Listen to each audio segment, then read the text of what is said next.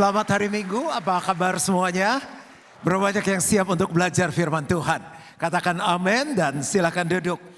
Kita mau lanjut belajar tentang kuasa dari melihat, yaitu the power of seeing. Di bagian yang pertama saya kasih judul adalah berani melihat lebih besar dari keadaan. Karena Tuhan kita sanggup melakukan jauh lebih banyak dari yang kita doakan atau kita pikirkan sesuai dengan kuasa yang bekerja di dalam kita. Saya dorong kita untuk bisa dengar kembali YouTube-nya. Dan yang belum pernah mendengar boleh dengar YouTube-nya. Dan saya akan menyambung bagian yang kedua. Bagaimana melihat itu punya kuasa. Dan saya kasih judul bertumbuh dengan melihat. Dalam hidup, kalau hidup kita cuma gini-gini aja, jalan di tempat akan sangat membosankan. Kita ingin bisnis kita bertumbuh, keluarga kita bertumbuh, kesehatan kita bertumbuh. Dan salah satu caranya yang Tuhan kasih adalah melihat. Seringkali waktu kita berpikir kita udah paling bagus, keluarga kita udah paling keren, bisnis kita udah paling bagus, gereja kita udah paling bagus. Dan kita nggak mau melihat keluar, di titik itulah kita berhenti untuk bertumbuh. Tahukah Bapak Ibu Saudara bahwa kata melihat pertama kali di Alkitab itu ada di Kejadian 1. Setiap kali Allah menciptakan langit dan bumi, cakrawala, binatang, hewan, tumbuh-tumbuhan, diakhiri dengan begini.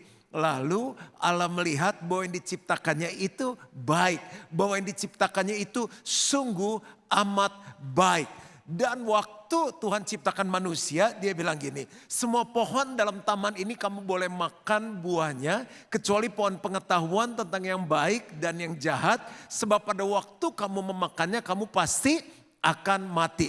Kejadian 2. Di Kejadian pasal yang ketiga dikatakan Hawa, perempuan itu melihat bahwa buah itu menarik untuk dimakan dan sedap kelihatannya. Dimulai dari melihat, yang terjadi adalah dia berdosa, bahkan dosa itu turun sampai seluruh dunia mengalami dampak dari dosa seorang yang namanya Hawa dan juga Adamnya ikut buat dosa.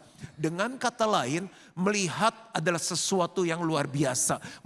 Bisa buat hidup kita naik, bisa buat hidup kita turun. Melihat bisa membuat hidup kita kudus, bisa membuat hidup kita berdosa. Tapi yang kita mau bahas adalah melihat bisa membuat hidup kita bertumbuh. Waktu zaman Om sekolah minggu ada lagu yang katanya gini, hati-hati matamu lihat apa. Wah, anak muda semua nih, ini Gen Z semuanya. Nggak ada yang tahu lagu itu ya. Jadi mata itu dahsyat banget. Makanya saya usul banyaklah melihat.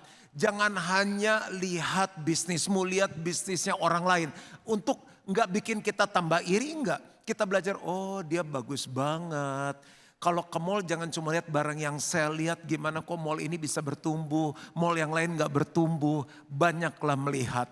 Saya senang travel dan setiap kali saya travel saya melihat banyak hal yang baru yang pulang saya bisa terapkan.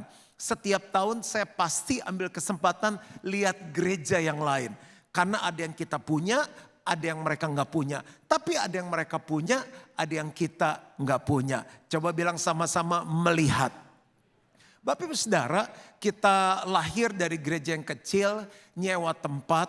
Tapi kenapa sekarang Gilgal dipercayakan gedung yang besar, jemaat yang banyak, bahkan nanti mau ada lagi tempat yang lebih besar dan kita percaya ada jemaat yang lebih banyak lagi.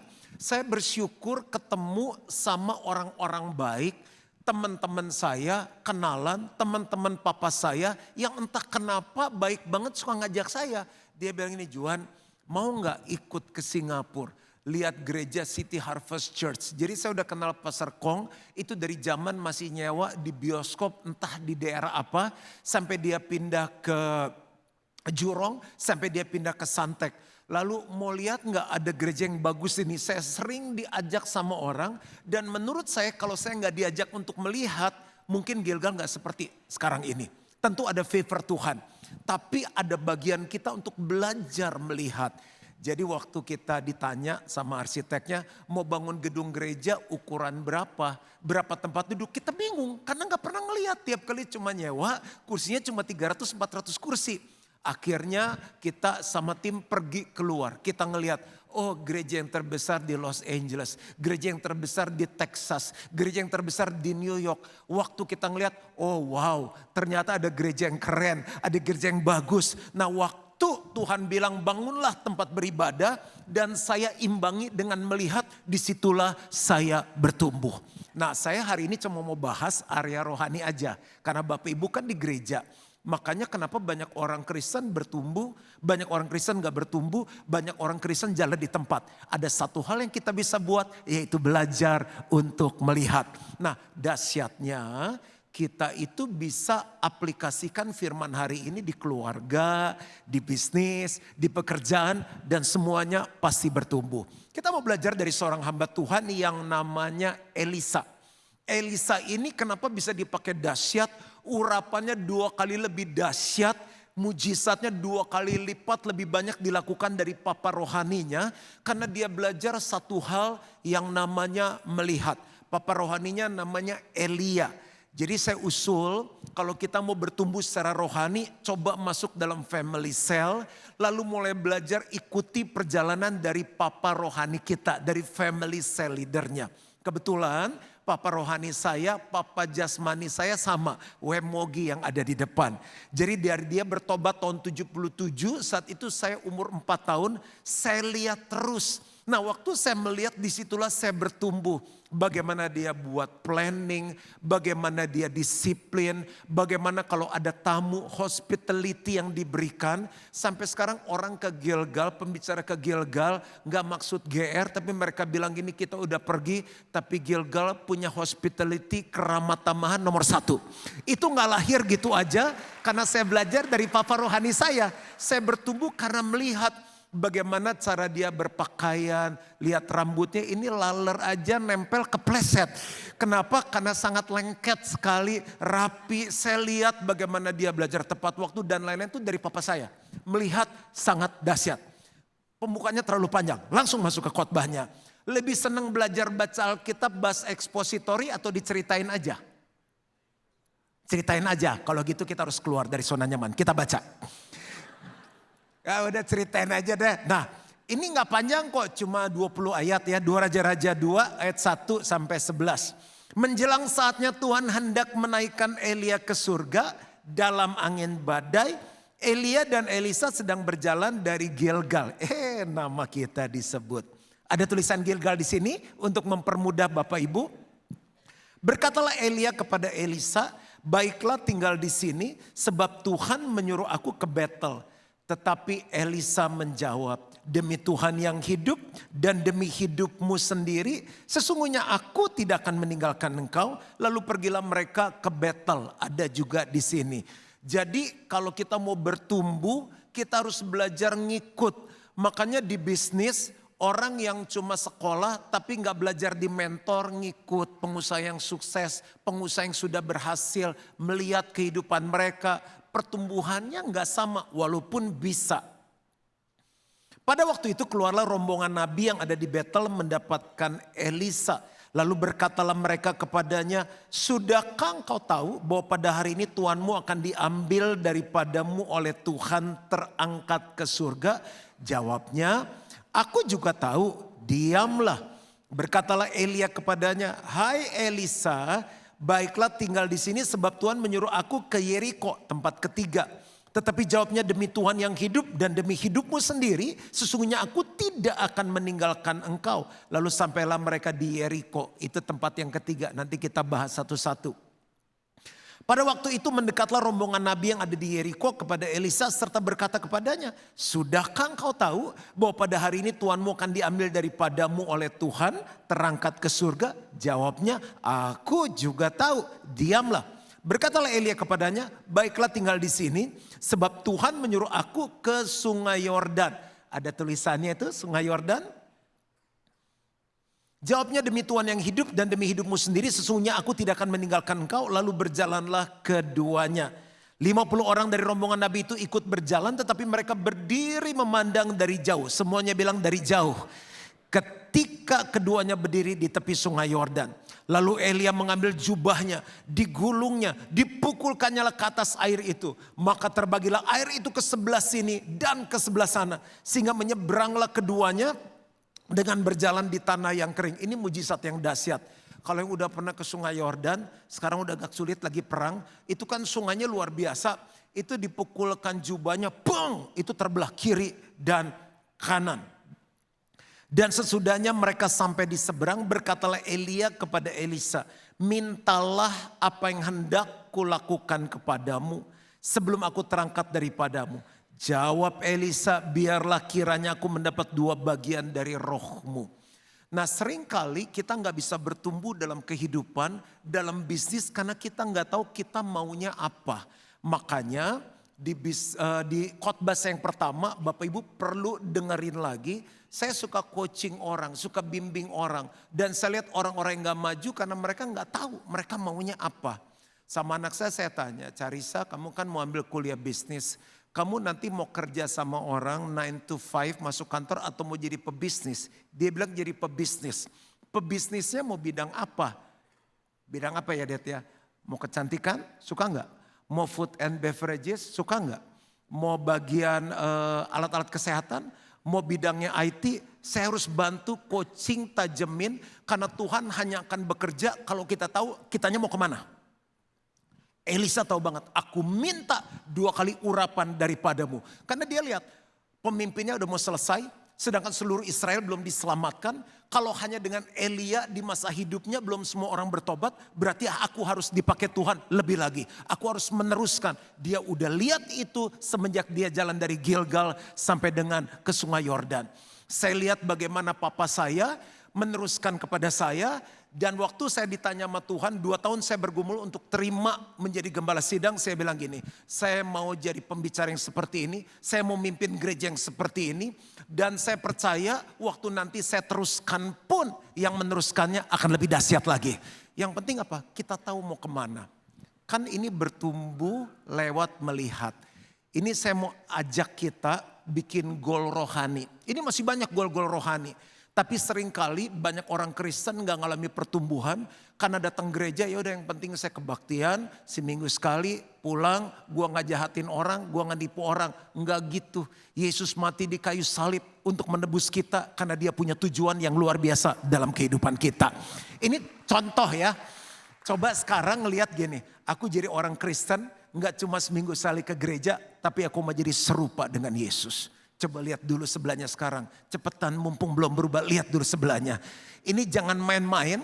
Nanti di sebelah kita ini akan luar biasa. Lemah lembut, murah hati, penguasaan diri, suka mengampuni, tanggung jawab, komitmen, setia. Lalu bukan hanya itu. Waktu kita serupa Yesus kan orang-orang pengen dekat sama kita. Kita akan gembalakan domba-dombanya Tuhan. Kan Tuhan Yesus tanya sama Simon, Simon apakah engkau mengasihi aku? Iya Tuhan. Tuhan bilang gembalakanlah domba-dombaku. Jadi goalnya bukan menyelesaikan kelas di Gilgal, bukan datang tiap minggu tanpa absen, tapi goalnya adalah mengasihi Tuhan dengan mengembalakan domba-dombanya. Waktu Yesus naik ke surga, dia bilang apa? Pergi, jadikan semua bangsa muridku. Goal saya beribadah di GBI Gilgal, goal saya jadi orang Kristen, saya mau belajar memuridkan. Sebelum itu saya mau dimuridkan dulu. Karena kalau kita mau lihat YouTube banyak, mau lihat podcast banyak, keliling gereja, lihat gereja yang bagus. Kalau kita nggak punya tujuan rohani, kita nggak akan pernah bisa bertumbuh. Makanya jadi pengusaha mesti jelas. Mau pengusaha bidangnya travel. Mau jadi pengusaha travel yang seperti apa? Set dulu goal akhirnya, baru dengan banyak melihat, Tuhan akan pertemukan dengan orang-orang yang luar biasa dan kita akan mencapai mimpi yang Tuhan kasih dalam hidup kita. Lanjut ayatnya, sampai ayat berapa tadi? Dan sudah mereka sampai di seberang, ayat 9, berkatalah Elia kepada Elisa, mintalah apa yang hendak kulakukan kepadamu sebelum aku terangkat daripadamu. Jawab Elisa, biarlah kiranya aku mendapat 2 bagian dari rohmu. Kalau saat ini Tuhan tanya sama kita, kamu rohaninya mau bertumbuh seperti apa? Jawabannya apa? Kalau Tuhan tanya, kamu kan doa, Tuhan biar bisnisku bertumbuh, mau bertumbuhnya seperti apa? Jawabannya apa?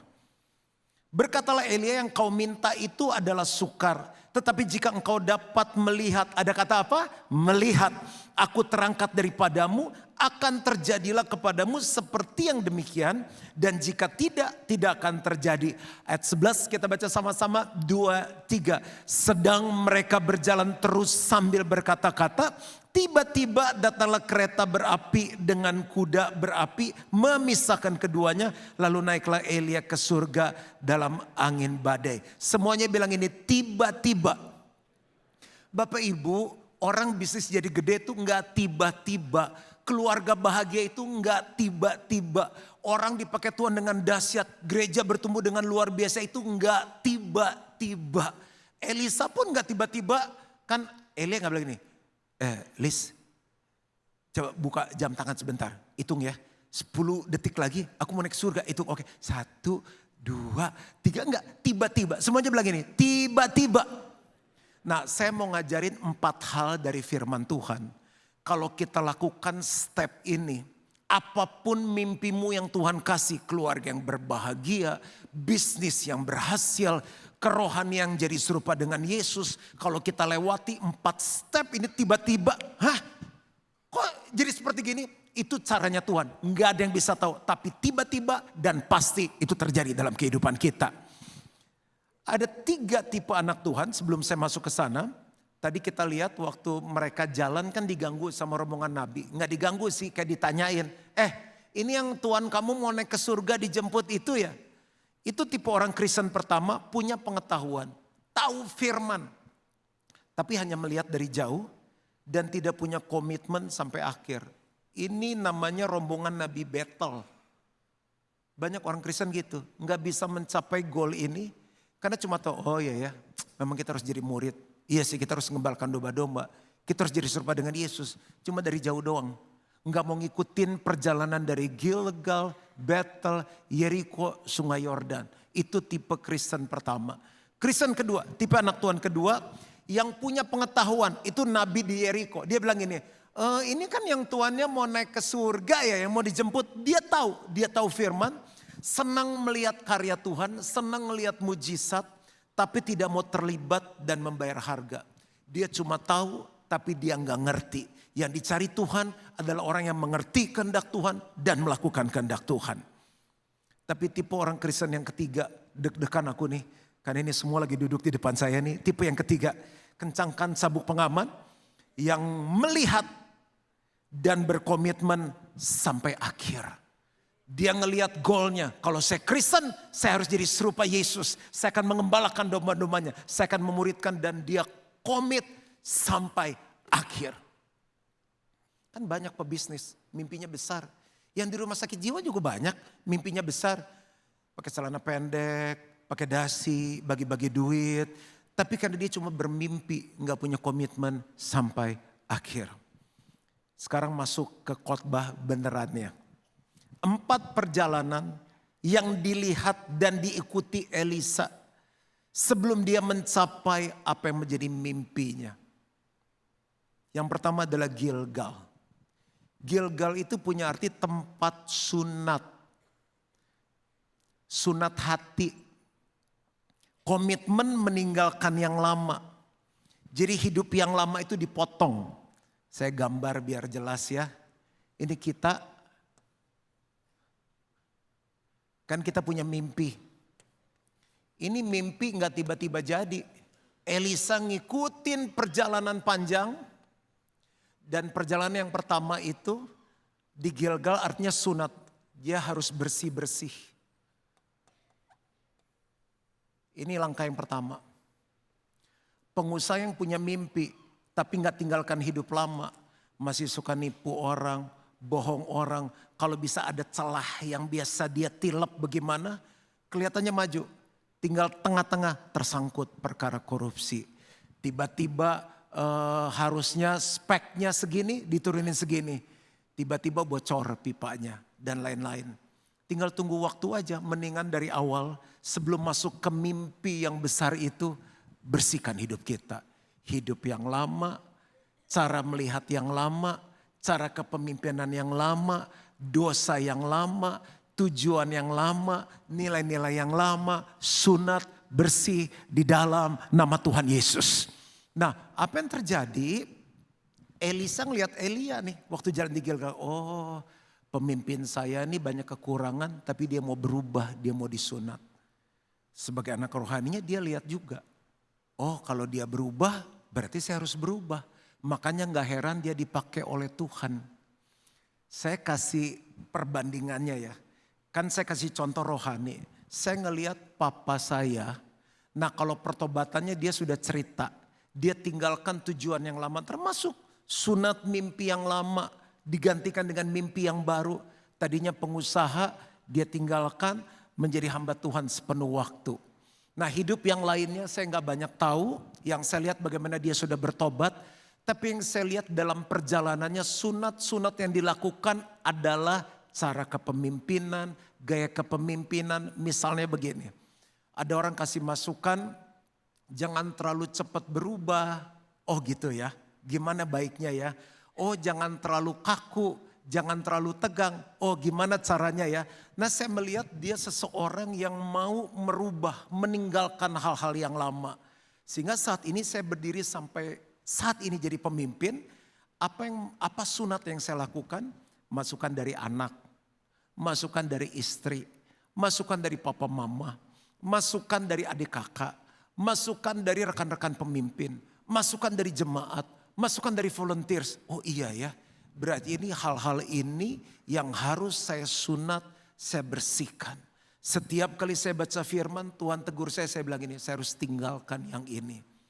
Saya bisa ada di tempat ini karena saya punya papa rohani, ada Elianya yang saya lihat dia melakukan sunat rohani, saya melakukan sunat rohani. Saya percaya saat firman Tuhan disampaikan, Tuhan lagi bicara kepada kita masing-masing sunat-sunat apa yang harus kita lakukan dalam hidup kita. Karena sunat itu kan membersihkan kotoran. Kenapa berkat gak bisa ngalir? Berkat gak hanya uang loh. Karena ada kotoran-kotoran dalam pipa yang menyangkut. Jadi yang pertama, Gilgal adalah tempat sunat. Saya singkatin bersih. Lalu dia berjalan. Jadi gak tiba-tiba tuh Elisa dipakai Tuhan 2 kali urapan, melakukan mujizat dengan dahsyat, ada prosesnya. Yang kedua adalah Bethel. Coba bilang sama-sama Bethel. Nah, Bethel itu adalah rumah Tuhan. Itu hubungan dengan Tuhan, hubungan yang intim dengan Tuhan. Ini perjalanan kedua yang harus dilewatin.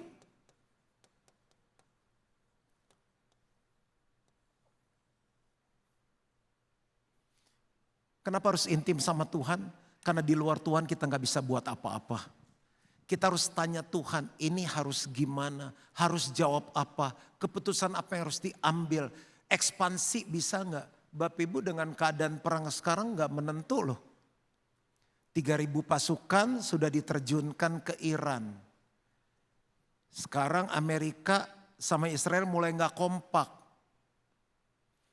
Lalu yang terjadi apa? Belum selesai, Trump sudah mengumumkan akan menginvasi Kuba. Duitnya udah mulai habis. Lalu Selat Hormuz mau dirubah jadi Selat Trump. Tadi pagi saya baca berita 8 juta orang udah demo di Amerika, di seluruh Amerika minta Trump turun. Tingkat kepuasannya udah turun ke 37%. Bisa-bisa impeachment, kita gak ada yang tahu. Ya ada yang bisnisnya tetap bagus, tapi yang bisnis terhambat kan bingung. Kalau gak intim sama Tuhan walaupun punya bisnisku akan besar, akan berhasil. Ketemu gini, kalau gak intim sama Tuhan mau ngapain? Bertumbuh dengan melihat. Kenapa saya bertumbuh dalam keintiman dengan Tuhan? Sama seperti Elisa melihat Elia. Saya melihat papa mama saya, sebisa saya melihat. Mulai mereka lahir baru, bagaimana mereka intim sama Tuhan. Bagaimana mereka menyembah Tuhan. Bagaimana mereka membaca firman. Pergi liburan, Pak mau keluar jam berapa? Siangan ya, mau doa dulu. Coba bayangkan anak-anak kita besarnya bertumbuh seperti apa. Kalau sekarang gak pernah ngeliat orang tuanya intim sama Tuhan. Kan bertumbuh dengan melihat kan.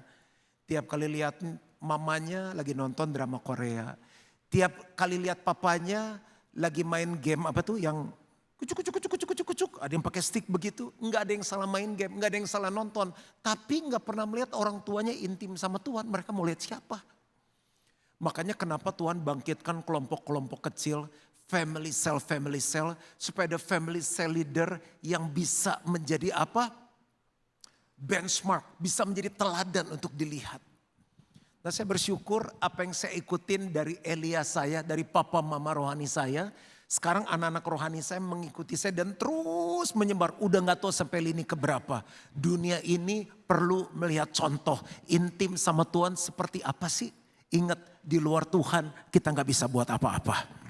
Itu yang kedua. Mau tepuk tangan untuk Tuhan kita yang luar biasa. Jadi banyak orang kan yang penting gue gak jahatin orang. Betul, lu udah bersih. Tapi intim gak sama Tuhan? Karena Tuhan yang tahu di depan itu kiri atau kanan, naik atau turun, cuma Tuhan yang tahu. Tuhan bergaul karib dengan orang-orang yang takut akan Tuhan dan perjanjiannya diberitahukan kepada mereka. Yang ketiga, habis Gilgal, Betel, Yeriko. Yeriko adalah kota pertempuran iman. Masih ingat waktu mereka menyerbu musuh? Terus firman Tuhan bilang ini, kamu kelilingin Yeriko 6 kali. Dan nanti yang ke-7 kali, lingkerin 7 kali. Habis lingkerin 7 kali, sorak-sorai. Nanti temboknya pasti rubuh, kotanya rubuh. Hah? Nembaknya kapan? Hah? Lempar granatnya kapan? Enggak, pokoknya kelilingin aja 6 kali. Yang ke-7 kali, kelilingin 7 kali. Terus sorak-sorai. Ternyata ini bicara mengenai ketaatan.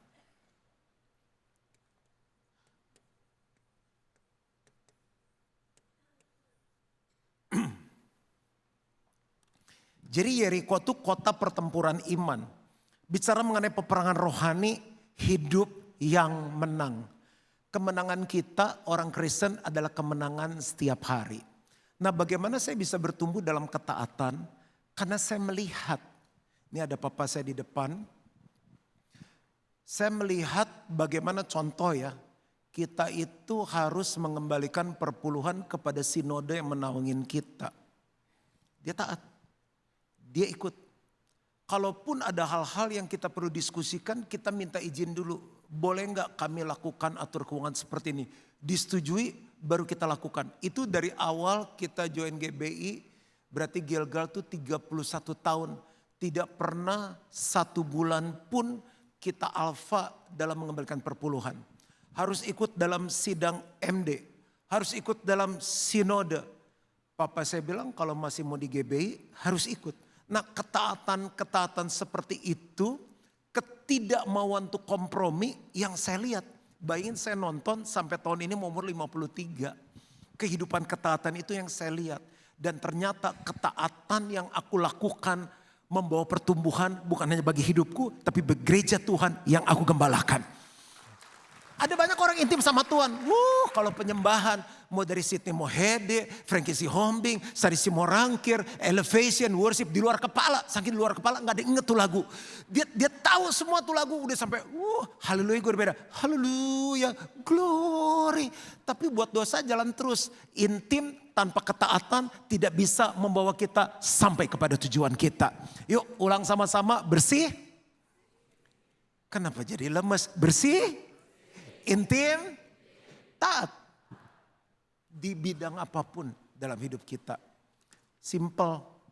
Tuhan gak minta semua Alkitab langsung dilakukan. Stres kita. Hari ini baca 1 ayat, lakukan 1.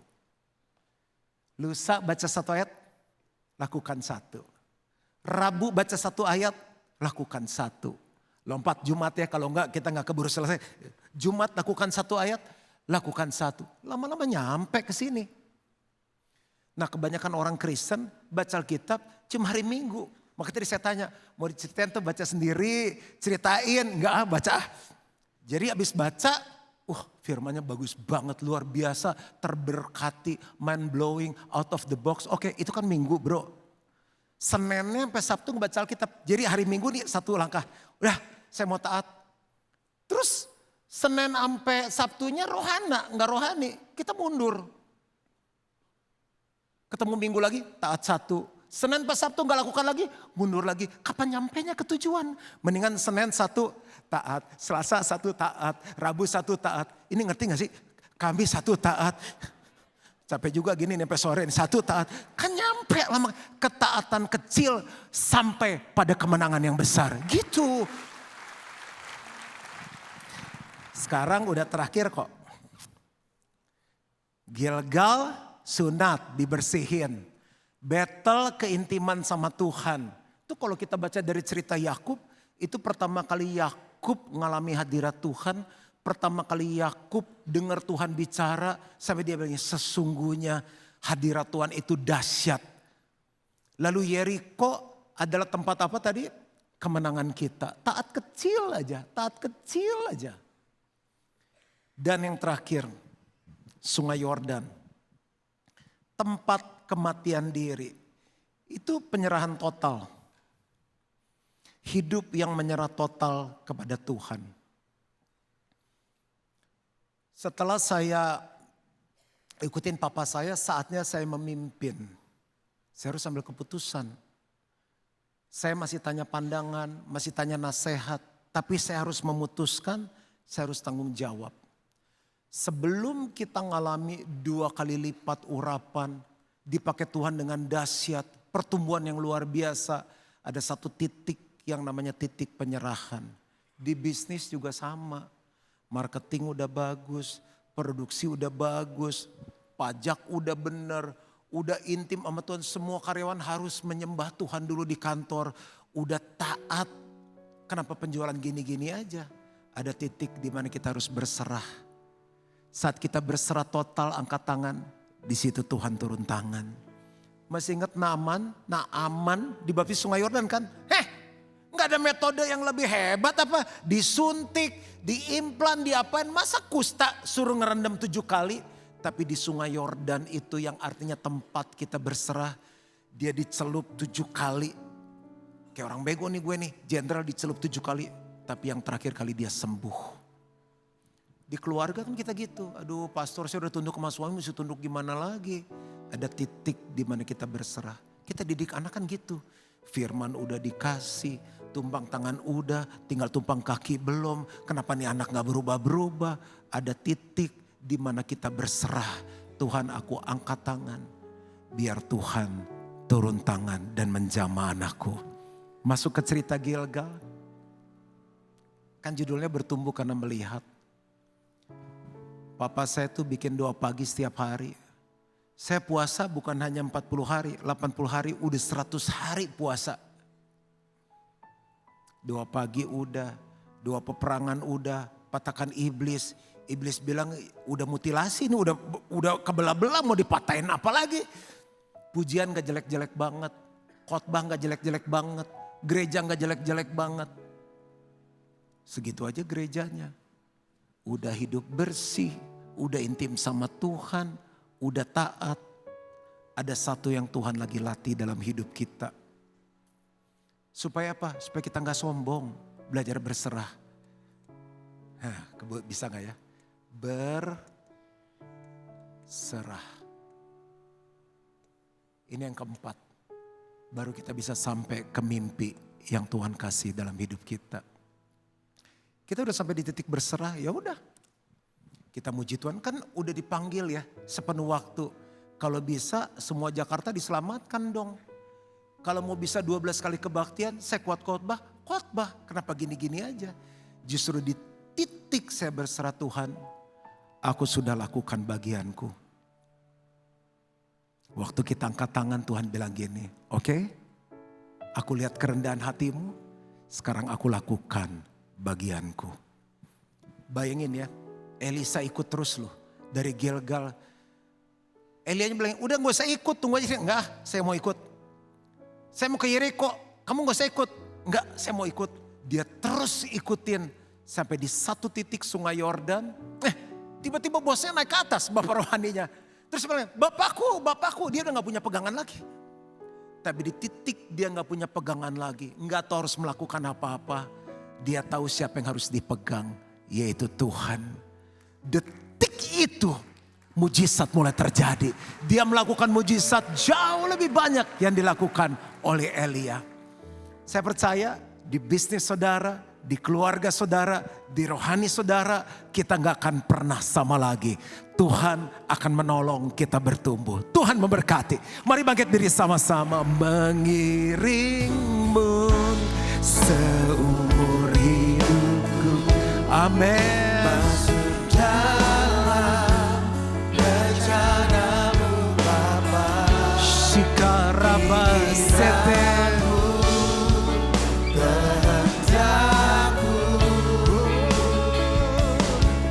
Serahkan padamu harapanku hanya di dalam-Mu. Benar Tuhan. Bukan teguh bersama-Mu Tuhan. Jadikanku bencanamu untuk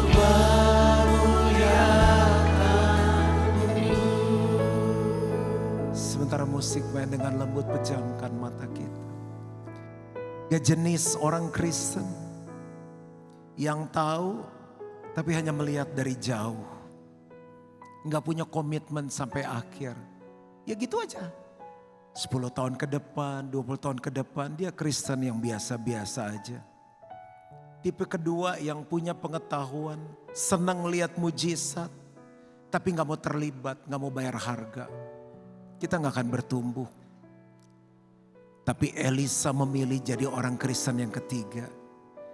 Dia melihat, dia komit ikut. Sampai dia lihat mimpi Tuhan nyata dalam kehidupannya. Mungkin Bapak Ibu Saudara sedang berjalan menuju mimpi yang kita tanya kapan Tuhan itu terjadi.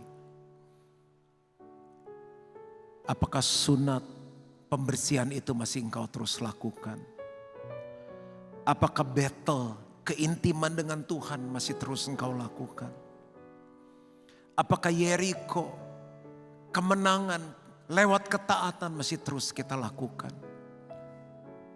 Kalau itu sudah, lakukan yang keempat, berserah. Lakukan bagian kita dan Tuhan akan melakukan bagiannya.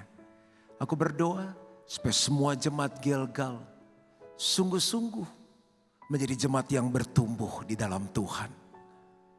Apapun komitmen keputusan yang mereka buat pada hari ini, Roh Kudus menolong. Kasih karunia Tuhan menolong. Aku minta ini di dalam nama Yesus. Dan semua yang percaya sama-sama katakan amin. Amin.